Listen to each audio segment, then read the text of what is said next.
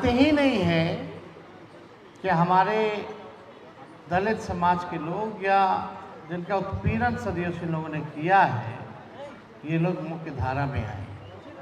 आज भी हम लोग देखते हैं कि अखिलेश जी मंदिर चले जाए तो मंदिर को धोया जाता है, मांझी जी चले जाए मंदिर तो धोया जाता है, मुख्यमंत्री रहे, अरे मुख्यमंत्री छोड़ो, प्रधानमंत्री भी चला जाए दलित समाज का या राष्ट्रपति तो गर्भमुख में घुसने नहीं दिया जाता है, अशुद्ध मानता है। हम लोगों की लड़ाई इसी विचारधारा से है। और जो लोग सोचते हैं कि पैदाइशी सर्वश्रेष्ठ है, बहिष्कार होना चाहिए।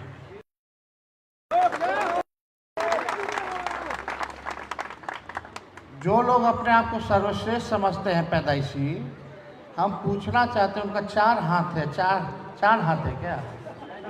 2 दिमाग है, 2 मुंडी है। अरे भाई सब तो इंसान ही है ना। मेरा भी 2 हाथ है, 2 पैर है, 1 मुंह है, 2 आँख है, 1 नाक है, 2 कान है, और सब भी यहाँ हमारे हैं वैसे ही हैं सब। हम सब लोग तो बराबर हैं। सुन लो इसलिए ना आरक्षण बढ़ाया गया। और हम तो कहते हैं कि इतने ही हिमायती भाजपा वाला लोग है, बिहार विधानसभा में कल ही ले आए, 65% ना करके 75% कर दे, हम तो स्वागत करेंगे, जल्दी पास करा देंगे। लेकिन केंद्र सरकार को बोलो पार्लियामेंट में खोले, राते में अनुसूची 9 में डाल दे। इस पे कहीं कोई चर्चा ये लोग करने वाला नहीं। आप जाति आधारित गणना कराया, 94 लाख परिवार गरीब निकले, कितना क्या हो रहा है उनके लिए? अब आपके पास शैक्षणिक से लेकर आर्थिक स्थिति तक पता चल गई, उनकी पूरी एक्सरे होकर के आपके पास रिपोर्ट आ गया, कौन ठेला चलाता है, कौन नाला साफ करता है, कौन दिहाड़ी मजदूर है, कौन भूमिहीन है, कौन बेरोजगार है, किसका झोपड़ी का मकान है, ये सारा साफ हो गया। अब उस आंकड़े का ये लोग कर क्या रहे हैं? जब से भाजपा आई है, हम लोग तो देश भर में जाति आधारित गणना चाहते थे, लेकिन देश में इन लोगों ने मना कर दिया। हम तो खुद प्रस्ताव लेकर के पूरा टीम मुख्यमंत्री जी को लाद के दिल्ली हम लोग लेके गए थे, प्रधानमंत्री से मिले, प्रधानमंत्री जी ने मना कर दिया, नहीं होगा। केंद्र सरकार के मंत्री पार्लियामेंट में बोले कि नहीं होगा। तो हम लोगों ने बिहार में कराया। अब बिहार में रिपोर्टवा जो आ गया उसका एक कर रहे हैं। सवाल ये होता है, हम लोग थे तो तैयार किए थे कि जो बेरोजगार है, जिसका आय 6,000 से कम है, जो गरीबी रेखा के नीचे पाए जाते हैं, 94 लाख ऐसे परिवार, जिसको काम धंधा नहीं है, वैसे परिवार को 2 लाख रुपया दे के हम लोग मदद करेंगे। जो भूमिहीन है उसको ज़मीन लेने के लिए 1 लाख रुपया और पक्का मकान बनाने के लिए 1,20,000 रुपया हम लोग देंगे। उस योजना का क्या होता है? कोई सवाल तो अब आप लोगों को पूछना पड़ेगा। सबसे ज़्यादा गरीबी तो दलितों में है, आदिवासियों में है, अति पिछड़ों में है, पिछड़ों में है। तो मेरा ये कहने का तात्पर्य है, वहाँ भी लोग बड़े हैं, कई पार्टियां, दलित पार्टियां भी बनी हैं। कल तक मोदी जी को लोग गाली दे रहे थे, मोदी जी मंत्री बना दे, तो सब मोदी जी भगवान हो गए उनके लिए। क्यों नहीं आरक्षण की बात करते? क्यों नहीं देश में जाति आधारित गणना की बात करते हैं? क्यों नहीं गरीबी बेरोजगारी के बारे में ये लोग बात करते हैं? क्यों नहीं पलायन रोकने के बारे में बात करते हैं? क्यों नहीं आप लोगों को न्याय दिलाने के बारे में बात करते हैं? जब अमित शाह जी बोलते हैं अंबेडकर अंबेडकर अंबेडकर, याद है कि नहीं आप लोगों को? पार्लियामेंट में बोलते थे तो ये दलित नेता क्या कर रहे थे? पार्लियामेंट में बैठ करके डिफेंड कर रहे थे अमित शाह जी को।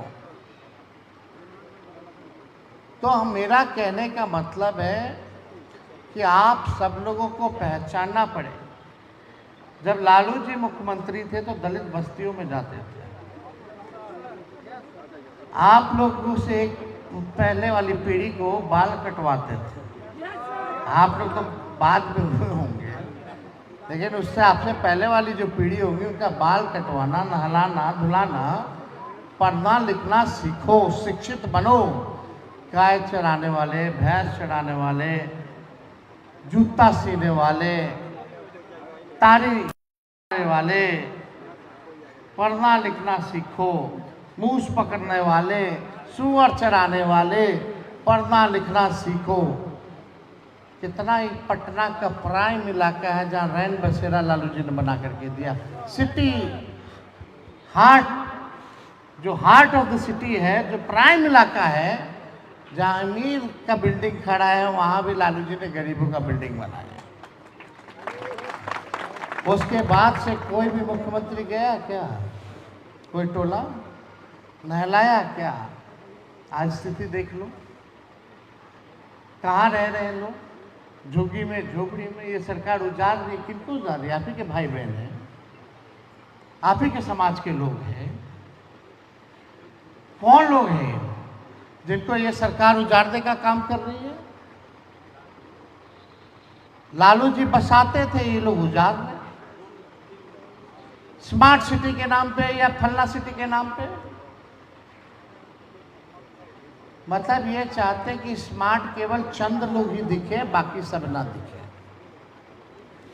तो आप सब लोग छात्र हैं, हमारी सरकार आई थी 17 महीने, तो रिजर्वेशन इन प्रमोशन कई सालों से अटका हुआ था। जितने सरकारी कर्मचारी थे, प्रमोशन नहीं हो पाता था, उन सब का एक साथ हम लोगों ने रिजर्वेशन प्रमोशन की जो समस्या थी उसको हम लोगों ने दूर किया, ताकि सभी दलित समाज के लोगों को जो है प्रमोशन मिलने में कोई दिक्कत ना हो। और आगे और भी हम लोग काम करेंगे छात्रों के लिए, नौजवानों के लिए। अभी तो आप लोग पढ़ रहे हैं, लिख रहे हैं, छात्रवृत्ति की भी बड़ी समस्या है। स्टूडेंट क्रेडिट कार्ड को लेकर के आप सब लोग जानते हैं कि तो उधार है, लोन है, लोन तो चुकाना पड़ेगा। तो छात्रवृत्ति से लेकर के हम लोग बड़ी गंभीरता से योजना हम लोग बना रहे हैं कि आप लोगों के लिए क्या अच्छा योजना लाया जाए। और हमने ऐलान खुद ही कर दिया है कि इस बार नौकरियां जब मिलेंगी, हमारी सरकार आएगी तो लाखों में नौकरियां मिलेंगी, लेकिन वो पूरा 100% डोमिसाइल हम जो है लागू करने का काम करेंगे। ताकि हम लोगों की कोशिश थी कि डोमिसाइल लागू किया जाए, लेकिन कोर्ट कचहरी में ये मामला कई बार अटका, लेकिन इसका भी हम लोगों ने अब रास्ता जो है निकाल लिया है। और निकालने के बाद ही हम लोग जो है इसका ऐलान 2 महीने पहले हमने किया था युवा चौपाल में, पटना में अभी मिलर हाई स्कूल में युवा चौपाल। और यही नहीं, तेजस्वी के टाइम कोई पेपर लीक नहीं होता था। अभी आप लोग जाइएगा तो फॉर्म का फीस कितना हो गया है, नौकरी के लिए बढ़िएगा तो बढ़ गया है ना। तो जब तेजस्वी हमसे जुड़े रहने के लिए हमारे YouTube चैनल को सब्सक्राइब करें और नई वीडियो की नोटिफिकेशन के लिए बेल आइकॉन को दबाएं। अगर आप ये वीडियो Facebook पर देख रहे हैं तो लाइक जरूर करें और ज्यादा से ज्यादा शेयर करें। धन्यवाद।